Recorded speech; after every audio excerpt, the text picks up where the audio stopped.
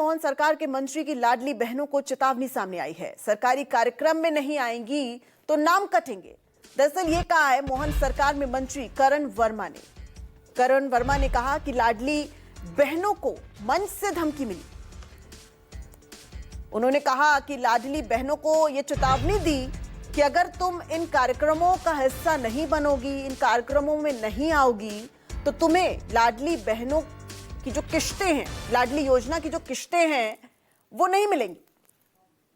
आप जरा देखिए अब किस तरीके से जब चुनाव आते हैं तो फिर महिलाओं को इन योजनाओं के जरिए ही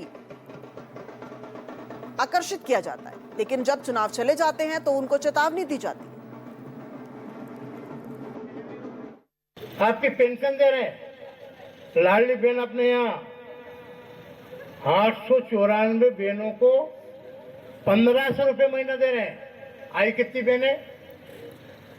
अब एक दिन बोलेंगे सीओ मैडम को, सब मैडम को सबको बुलाओ, बहना को नहीं आई तो नाम कट जाएगा उनका। दे देंगे यहाँ से रिपोर्ट। अरे भाई जो देता उसका बोलो।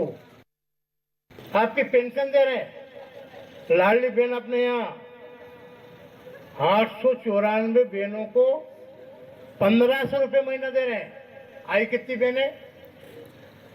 अब एक दिन बोलेंगे सीओ मैडम को, सब मैडम को सबको बुलाओ, बहना को नहीं आई तो नाम कट जाएगा उनका।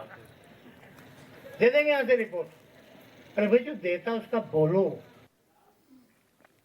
तो ये है मध्य प्रदेश सरकार में मंत्री जो साफ तौर पर महिलाओं को चेतावनी देते नजर आ रहे हैं कि भाई अगर आप कार्यक्रम का हिस्सा नहीं बनेंगी तो आपको इस लाडली बहन योजना का सम्मान नहीं मिलेगा। विपिन श्रीवास्तव हमारे साथ ज्यादा जानकारी के साथ लाइव जुड़ गए हैं। विपिन, यही वो योजना है जिसने मध्य प्रदेश में बीजेपी की सरकार बनवाई, और आज जब सरकार बन चुकी है तो इस तरीके से महिलाओं को चेतावनी दी जा रही है। मंत्री जी की तरफ से कोई सफाई आई है? बिल्कुल दिव्या, मंत्री जी की तरफ से कोई सफाई नहीं आई है, क्योंकि जो बयान दिया गया है वो मंच से दिया गया है।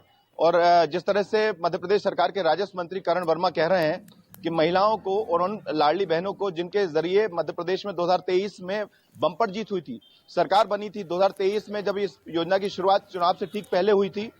और आपको बता दें कि मध्य प्रदेश की 1,26,00,000 महिलाओं के खाते में सरकार एक तरफ जहां 1500 रुपए डालती है, जहां मध्य प्रदेश के मुख्यमंत्री कहते हैं कि 3000 से इस को धीरे धीरे बढ़ाते हुए इस राशि को हम 5000 तक लेके जाएंगे।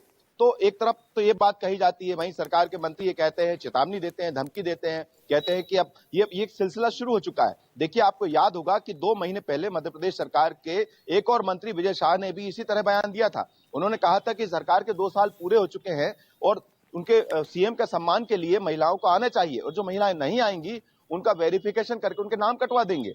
और अब मध्य प्रदेश सरकार के दूसरे मंत्री, राजस्व मंत्री करण वर्मा भी यही कहते हैं मन से कि अब जो लाडली बहन, मतलब एक तरह से आप बताते हैं कि हम अगर सरकार पैसा दे रही है महिलाओं को तो उनको उनकी मौजूदगी चाहिए, या फिर उनको धमकी दी जाती है, उनके नाम कटवाने की धमकी दी जाती है।